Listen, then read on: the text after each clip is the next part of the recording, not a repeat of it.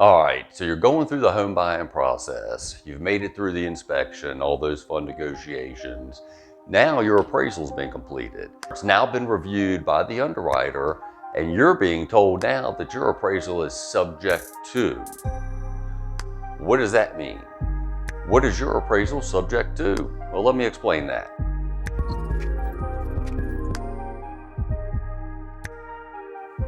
Hey guys, Brandon here with Integrity Home Mortgage. Thank you for stopping by our YouTube channel. We're always here to provide some helpful information and take as much pain out of the mortgage process as we possibly can. We love to provide great tips on the mortgage process, how to make it a little bit easier because it can be a frustrating process under the best of circumstances. All right, and while you're here, I want to make sure you don't miss any upcoming information. We're posting information weekly. Click that subscribe button. Let's hit that and make sure you don't miss any new great information coming forward. Click it, do it. All right, so today we're going to talk about your appraisal. The appraisal can come in from the appraiser in two different ways. It can come in as is, which means that the appraiser is stating that this is his or her fair market value opinion based on the condition of the property as it currently is. Okay, that's what we want, that's ideal.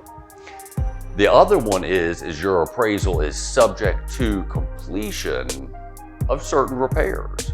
So the appraiser goes out there and says, okay, well, I'll give you full value for these items, but I need to see that the kitchen cabinets have been installed, the sod has been installed. You know, everything must be completed to the specs of the builder or whatever the project is that they're working on. A subject to completion appraisal is not uncommon with new construction. You know, there's paint, might be laying the sod down as I just mentioned, something minor that, you know, maybe weather prevented the builder from being able to do it. That type of stuff's an easy workaround. We can get that done. And sometimes we can even have those completed after closing. The main issue with subject to appraisals are the items that are a surprise, right? All right, so let's say an appraiser comes to your home, they're appraising it for the potential buyer, and they see that there are exposed wires. We've got an outlet that's been ripped out and we've got live hot wires out there, right? All right, so that appraisal's definitely gonna be marked subject to completion of the repair of that electrical outlet. For safety and hazard concerns, they're gonna want that put back together. If you have my luck, you're gonna have the plumbing pipe bust a couple weeks before closing or right before that appraiser comes out there. And now that appraiser walks in and sees water dripping from the ceiling or water stains, and they're definitely gonna mark that appraisal subject to completion as well. May say subject to completion of just what caused the leak, fix the pipe, whatnot, but they want to know what caused that massive leak and is it completed. Now, there are certain programs such as the government mortgages, say an FHA loan, that have safety and hazard concerns that the appraiser must look out for. So for example, it can be as small as peeling paint on the exterior of the home. They don't want to see that. They don't even want to see that peeling paint chip that's sitting in the mulch in the flower bed. That will have to be picked up or the appraisal will be marked subject to completion of the paint chips being removed and the peeling paint being repaired. Other common ones are handrails. If you have more than 3 steps, generally you're going to need stable handrails for safety reasons. So anything you see as you look through a home that may be a safety concern possibly is going to be noted by the appraisal as a subject to completion item, and that must be repaired or completed before you're able to close on the loan.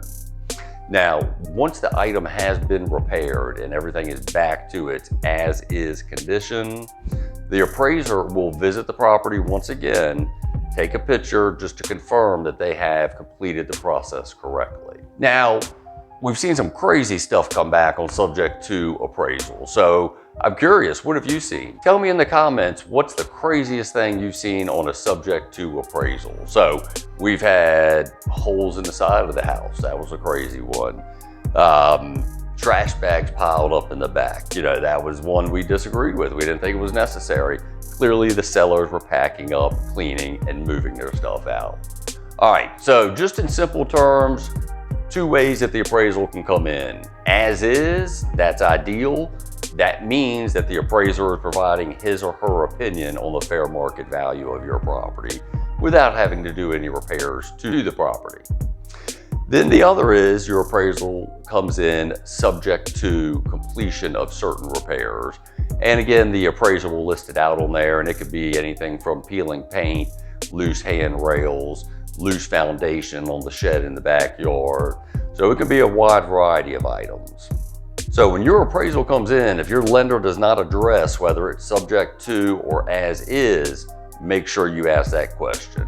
You don't want to allow a subject to appraisal to slip through the cracks and realize a day before closing that repairs need to be made. All right, so again, that's the big difference. One is accepted as is in the condition that it's in right now. The other says, hey, fix these few items before you can go to closing. Now, if you have any questions about appraisals, as is, subject to, or again, let me know what's the craziest things you've seen on an appraisal that had to be repaired.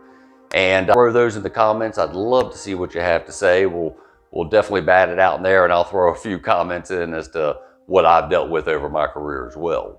Before we go, please hit that subscribe. I want to make sure you don't miss any great information going forward.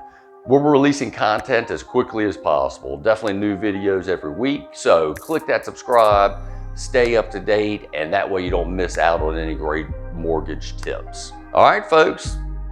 This is Brandon with another mortgage tip. If you have any questions, reach out to me. Other than that, thank you for visiting. We greatly appreciate your support, and I'll see you on the next mortgage tip.